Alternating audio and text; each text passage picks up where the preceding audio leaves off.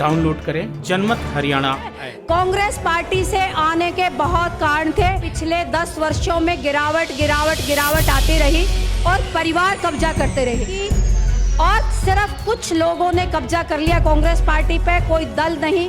किस बात का? परिवारवाद का, जो पार्टी तिनका होकर हर रोज खत्म हो रही है। बड़ौदा हल्के के रिढाना गांव में इस वक्त हम मौजूद हैं। चुनाव प्रचार पार्टियों का जारी है। बीजेपी नेत्री हैं सुमित्रा चौहान। पहला टेस्ट सरकार का, गठबंधन सरकार का, एक तरह से सबसे पहला इम्तिहान। कितना चैलेंजिंग देखते हैं इस इम्तिहान को? बिल्कुल ठीक कहा कि सरकार बनने के बाद ये पहला उपचुनाव है और ये सरकार का कमल का फूल यहाँ खिलने जा रहा है। ये जिस तरीके से आपने कहा चैलेंजिंग, किस बात का? परिवारवाद का, जो पार्टी तिनका होकर हर रोज़ ख़त्म हो रही है।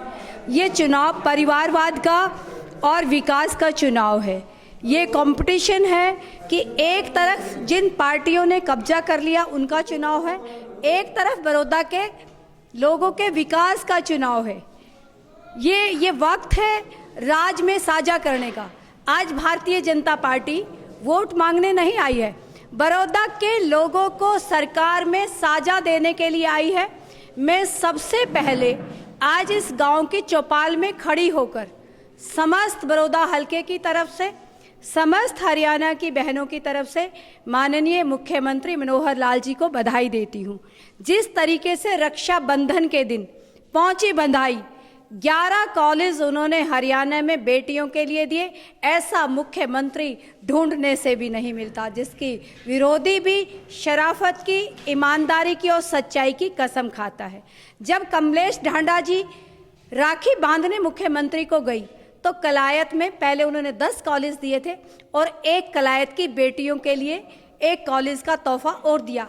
ऐसा भाई, ऐसा मुख्यमंत्री कैसे मिल सकता है? बेटियां पढ़ेंगी तो आगे बढ़ेंगी और बेटियां आगे बढ़ेंगी तो समाज आगे बढ़ेगा। विपक्ष कहता है, खासकर कांग्रेस कहती है कि जितनी भी घोषणाएं की गई हैं, खासकर चुनाव को देखकर ही ज़्यादातर घोषणाएं जो हो बड़ौदा हल्के में की जा रही हैं सरकार की तरफ से। मैं कांग्रेस पार्टी से पूछना चाहती हूं आपके माध्यम से, 10 वर्ष मुख्यमंत्री रहे, जिनका गढ़ कहलाता है, जो गढ़ कहते हैं, 10 वर्षों में कितने यहाँ पर महाविद्यालय दिए इस हल्के में? कितने यहाँ पर बच्चियों के लिए कॉलेज दिए? कितने आपने अस्पताल खोले? कितनी सड़कें? आज पानी की समस्या आती है। हर गांव में जो समस्या है वो देन है पूर्व सरकारों की। इसलिए आज जो बातें करते हैं बड़ी बड़ी, उससे पहले जब पूर्ववत की वो सरकारें थी, उन्हीं सरकारों ने ये देन है, ये जो पिछड़ा हुआ है। अगर ये कहा जाए कि आज बड़ौदा सबसे पिछड़ा हुआ है तो उसका कारण सिर्फ चौधरी भूपेंद्र सिंह हुड्डा जी है। पूर्व मुख्यमंत्री भूपेंद्र हुड्डा ने मुख्यमंत्री मनोहर लाल के उस बयान की बार आलोचना की जब मुख्यमंत्री 4 गांव करके दौरा करके गए थे बड़ौदा हल्के के, और सीएम ने एक तरह से लोगों से अपील की थी कि राज में आना आपके लिए ठीक है। उसी बयान को भूपेंद्र हुड्डा ने जब वो प्रेस कॉन्फ्रेंस की 2 बार, तो दोनों प्रेस कॉन्फ्रेंस में बार जिक्र किया कि सीएम ने एक तरह से लोगों का अपमान किया है, ऐसा बोलकर। मैं एक बात कहना चाहती हूँ, भारतीय जनता पार्टी की सरकार, चाहे वो केंद्र में हो और चाहे हरियाणा में हो, ये वायदों की नहीं, ये इरादों की सरकार है। माननीय नरेंद्र मोदी जी ने देश में भारत को जो सम्मान विश्व में दिलवाया, ऐसा कोई प्रधानमंत्री नहीं हो सकता। मैं सबसे पहले इतनी विल पावर के साथ जिस राष्ट्र में आगे बढ़ाया है, हिंदुस्तान को आगे बढ़ाया है, उस माँ और माटी को बधाई देती हूँ। नरेंद्र मोदी जैसा बेटा जिन्होंने पैदा किया सपूत, पूरे विश्व में आज भारत विश्व गुरु की तरफ बढ़ रहा है। हरियाणा में जिस तरीके से माननीय मुख्यमंत्री मनोहर लाल जी ने ट्रांसपेरेंसी की, गरीब का बच्चा कभी ये नहीं सोच सकता था कि उसका बेटा भी मेरिट के आधार पर नौकरी पा सकता है। मैं कांग्रेस के लोगों की ही मैं रिकॉर्ड पे कह रही हूँ, तेजवीर मायना जैसे लोगों ने बधाई दी कि अगर कांग्रेस की सरकार होती तो मेरा बेटा सब इंस्पेक्टर नहीं लग सकता था। रीना वाल्मीकि सिरसा से मुझे फोन आया कि कभी कांग्रेस में रहते हमारे बच्चों को रोजगार नहीं मिला। मनोहर की सरकार ने मन हर लिया, हर गरीब का, किसान का, महिला का। ऐसी सरकार है जो कह रहे हैं पूर्व मुख्यमंत्री। मैं पूछना चाहती हूँ आपके माध्यम से, क्या सोनीपत लोकसभा में किसी भी माँ ने ऐसा बेटा नहीं पैदा किया जो चुनाव लड़ सके? क्या राज्यसभा में भी बेटा जाए? क्या रोहतक से भी बेटा लड़े? क्या राज्यसभा में भी बेटा जाए? सोनीपत से भी पिता लड़े और विधायक दल का भी पिता बने। वो परिवारवाद है, परिवारवाद, परिवारवाद, परिवारवाद। आज लोकल और बाहरी कैंडिडेट का बार बार मुद्दा उठ रहा है, खासकर कांग्रेस में तो तमाम कांग्रेसी कहते हैं कि कांग्रेस अगर लोकल कैंडिडेट देती है तो चुनाव जो है वो कांग्रेस का होगा। आप क्या मानते हो कि कांग्रेस लोकल और बाहरी का जो मुद्दा है वो किसका पैदा किया हुआ है? मेरा ये बिल्कुल ये कटु सत्य है, ये मानना है जो लोग हल्के में रहता होगा, हल्के का विकास वही कर सकता है।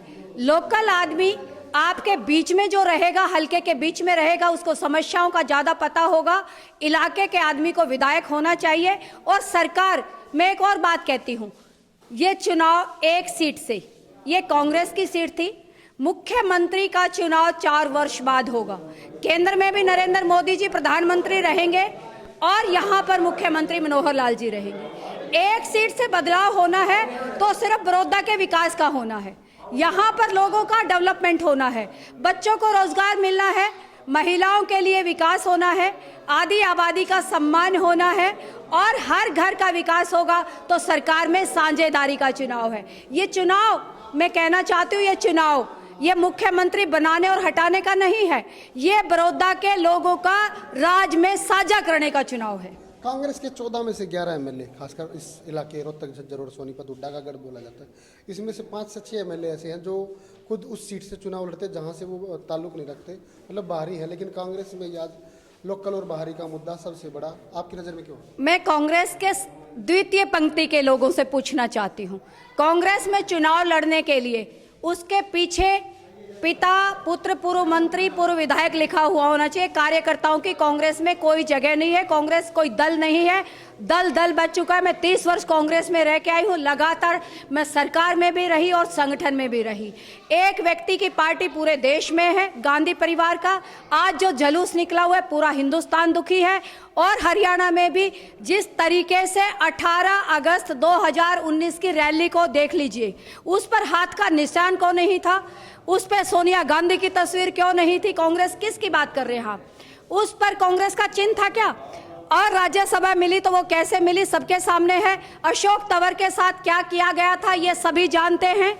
ये कब्जाधारी लोग हैं और बड़ौदा के लोग अपने विकास के ऊपर कब्जा नहीं होने देंगे। मैं दावे के साथ कहती हूँ, नरेंद्र मोदी जी की नीतियों के साथ कहती हूँ और मनोहर लाल जी की ईमानदारी और सच्चाई के लिए कहती हूँ। यहाँ पर जो ये नारा होगा ये विकास का होगा, बड़ौदा के विकास का होगा, विकसित बड़ौदा होगा और बड़ौदा के लोगों का होगा।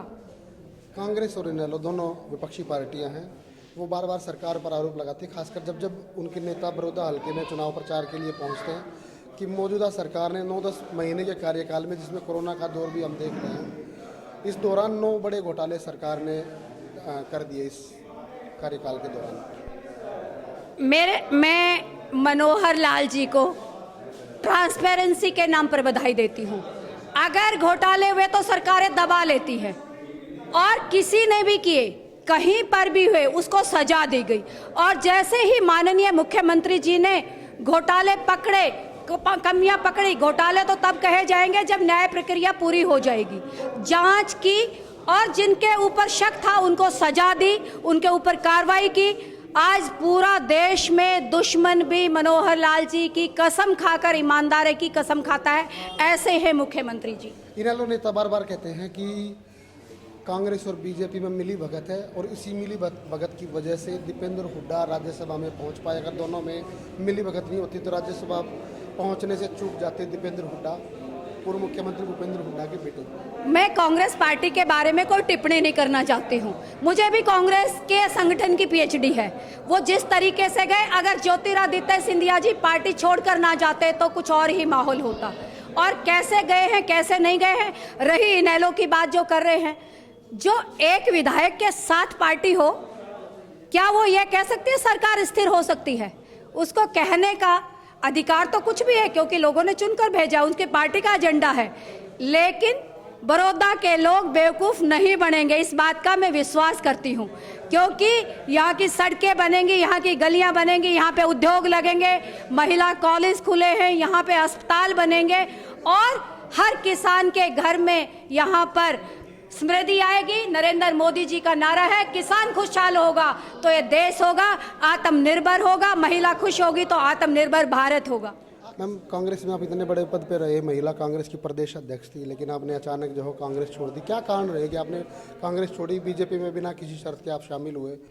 ठीक कहा आपने, ठीक 11.5 महीने पहले 7 सितंबर 2019 को मैंने कमल का दामन थामा था और एक लंबे समय के बाद थामा था। उसके बहुत गंभीर कारण होंगे। पार्टी माँ होती है, जब कोई अपने परिवार को छोड़ता है तो आखिरी पीड़ा के साथ छोड़ता है।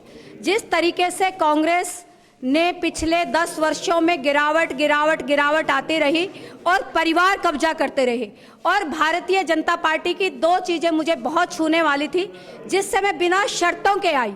2 चीज़ें महत्वपूर्ण थी। धारा 370 हमारे बच्चे जाया करते सेनाओं में, हर रोज़ अपने बच्चों की मिट्टी लेके इस इलाके को जाना पड़ता था, पूरे देश को। नरेंद्र मोदी जी ने जिस साहस से उस दाग को मिटाया है, मैं उससे बहुत प्रभावित हुई और मैं ऑन रिकॉर्ड कहती हूँ, मैंने कांग्रेस में रहते हुए भी बधाई दी थी व्यक्तिगत रूप से। दूसरी बात ट्रिपल तलाक थी। हमारी मुस्लिम बहनों का नरकीय जीवन था।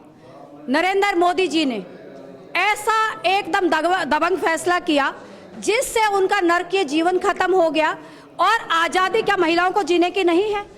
बेटी बचाओ बेटी पढ़ाओ यहाँ से शुरू हुआ था। महिलाओं की सोचने वाले सच्चे हितैषी, अपने राष्ट्र के लिए सोचने वाले सच्चे हितैषी पाकिस्तान और चाइना आज डरते हैं तो नरेंद्र मोदी जी जब आंखों में आंख डाल के बात करते हैं तो उनसे डरते हैं। कांग्रेस पार्टी से आने के बहुत कारण थे। कांग्रेस परिवारवाद की, लूट खसोट की, और सिर्फ कुछ लोगों ने कब्जा कर लिया कांग्रेस पार्टी पे, कोई दल नहीं। कांग्रेस दल बन चुकी है और भारतीय जनता पार्टी भारत के लोगों की पार्टी है, भारत के विकास के लिए पार्टी है। मैम, कांग्रेसी बोलते हैं कि बीजेपी ने 6 साल में इस हल्के में, बड़ौदा हल्के में कुछ भी नहीं किया। बीजेपी कहती है कि हुड्डा के 10 साल के राज में बड़ौदा हल्के में कुछ भी नहीं हुआ। क्या बड़ौदा के लोगों ने चुनकर विधायक भारतीय जनता पार्टी का भेजा था? क्या वो विधायक आज स्वर्ग में है? हमें कमेंट करने का कोई अधिकार नहीं है। बहुत अच्छे इंसान थे। बताएं कि मुख्यमंत्री जी के पास कितनी बार गए। मुख्यमंत्री जी ऐसे हैं, कोई भी किसी भी दल का विधायक जाता है और अपने हलके के विकास की बात करता है तो वो करके देते हैं। ये बहुत प्रचलन है कि मुख्यमंत्री जी इतने सहज भाव से विपक्ष के जो एमएलए हैं उनकी भी बात सुनते हैं, इम्प्लीमेंट करते हैं। अगर हरियाणा के हित की बात उनसे कोई दुश्मन भी करे तो वो मानते हैं। राजनीति के आगे, राजनीति के पीछे, हर हलचल को जानने के लिए हमारे YouTube चैनल जनमत हरियाणा को लाइक करें, सब्सक्राइब करें और अपडेट रहने के लिए बेल आइकन दबाना ना भूलें। देखते रहें जनमत हरियाणा, सच के अलावा कुछ भी नहीं।